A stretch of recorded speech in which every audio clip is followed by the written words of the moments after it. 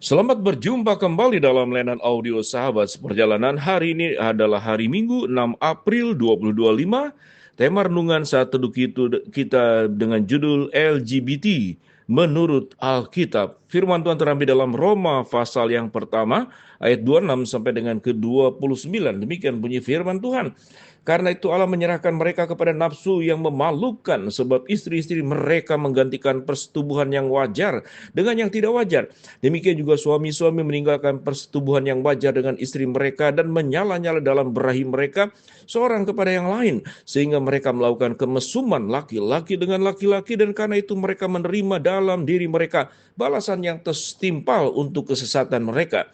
Dan karena mereka tidak merasa perlu untuk mengakui Allah, maka Allah menyerahkan mereka kepada pikiran-pikiran yang terkutuk, sehingga mereka melakukan apa yang tidak pantas, penuh dengan rupa-rupa kelaliman, kejahatan, keserakahan, kebusukan, penuh dengan dengki, pembunuhan, perselisihan, tipu muslihat, dan kefasikan. Mari kita berdoa. Bapa yang di dalam surga, kami ingin belajar ada penyimpangan secara seksual, tentang peran-peran hidup yang sudah Tuhan tetapkan, bahwa Tuhan menciptakan laki-laki dan wanita dengan kondisinya masing-masing. Dalam nama Tuhan Yesus kami berdoa, amin. Shalom sahabat seperjalanan yang dikasihi Tuhan, kita sudah sangat tahu dengan jelas tentang LGBT, lesbian, gay, biseksual, dan transgender adalah penyimpangan seksual yang terjadi di dalam setiap zaman sesungguhnya ada, sehingga Alkitab pun mencatat dalam kitab Roma, dan sebelum di situasi yang ada di dalam perjanjian baru pun, dari yang lalu pun tetap itu ada semenjak manusia jatuh di dalam dosa. Peristiwa Sodom dan Gomora pun menunjukkan begitu banyak orang-orang berdosa dalam penyimpangan-penyimpangan seksual yang tidak sepatutnya dan tidak semestinya. Mari kita belajar apa sikap yang harus kita lakukan tentang LGBT, lesbian, gay, biseksual, dan transgender. Kita harus tahu apa kita akan menjadi orang yang menerima dengan cinta kasih mereka sebagai orang berdosa, sebagaimana Kristus yang datang menerima mereka dengan kasih yang tidak terbatas. Sebelum kita berbicara tentang hal tersebut, Allah menciptakan kita. Kemudian setelah kita jatuh dalam dosa, Allah menyediakan penebusan. Dan penebusan dosa itu, seluruh dosa, tidak ada yang namanya dosa besar, dosa kecil, atau setengah besar, atau setengah kecil. Semua dosa tetap adalah dosa. Semua dosa mendatangkan maut. Dan semua orang itu membutuhkan penyelamatan dan juga keselamatan yang sudah Tuhan sediakan di dalam Kristus Yesus. Setiap orang membutuhkan pengampunan dosa. Setiap orang harus membuka dirinya untuk menerima. Mari kita belajar bahwa dosa apapun termasuk penyimpangan seksual, walaupun dengan keras Alkitab mencatat tentang hukuman Allah kepada kefasikan dan kelaliman manusia. Dalam kitab Roma, tatkala mencatat tentang dosa-dosa penyimpangan itu, mereka sudah mendapatkan pengarahan, mereka sudah mendapatkan pengajaran, mereka sudah dapat mendapatkan pencerahan firman Allah.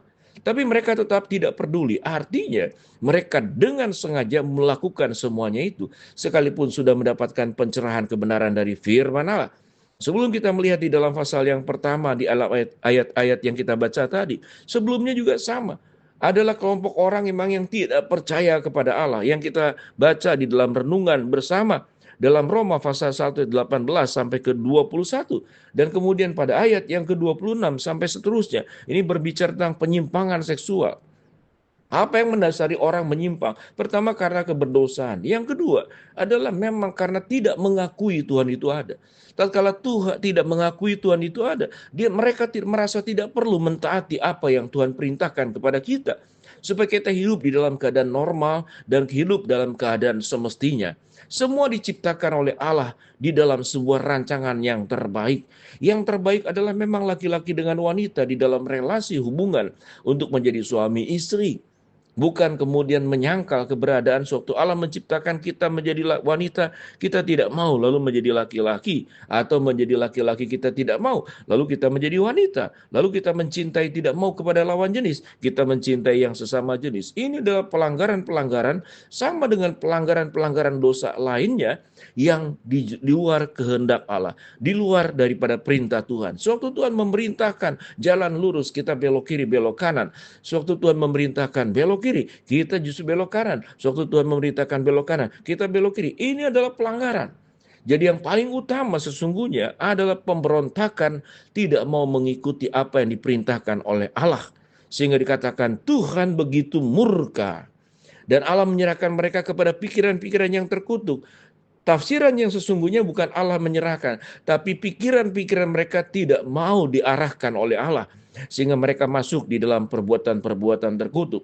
Secara psikologi ada orang-orang atau secara fisiologis ke tubuh ada hormon tertentu yang karena genetik, karena segala sesuatu kemudian mengalami penyimpangan. Tapi itu berarti bukan membenarkan. Kita bisa mengasihi, kita bisa memberikan katakanlah pemahaman kepada mereka. Tapi perbuatan dosa tetap adalah dosa. Namun pengampunan, pintu pengampunan Tuhan, pintu penerimaan Allah itu tidak tertutup tatkala setiap kita menyadarinya.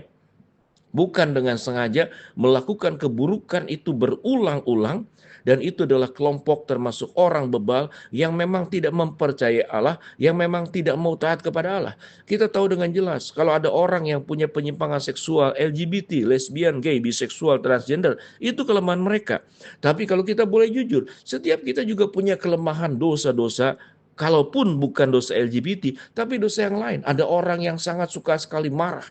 Sulit sekali untuk bisa menahan emosi. Ada orang yang terus berbicara menggosip. Sulit sekali untuk tenang dan menjaga kata-kata dan mulutnya. Maka itu dosa yang sama saja dengan LGBT ataupun dosa-dosa bentuk yang lain.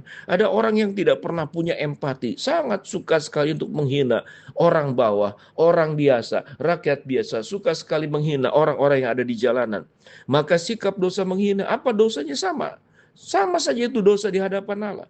Tetapi di atas semuanya itu, biarlah kita boleh menyadari, jangan sampai kita menghakimi orang-orang yang punya kelainan di dalam perilaku seksual, lalu kita tidak menyadari bahwa kita pun tidak lebih baik dari mereka.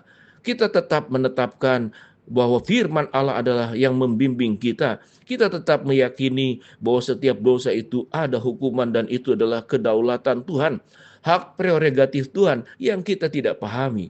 Tugas kita sebagai orang percaya adalah bagaimana hidup kita itu dengan benar. Bagaimana kita mengurusi dosa kita pribadi. Lebih rajin daripada ngurusi dosa-dosa orang lain. Kalau ada orang yang punya penyimpangan LGBT, kita pun juga punya penyimpangan dalam bentuk dosa-dosa yang lain.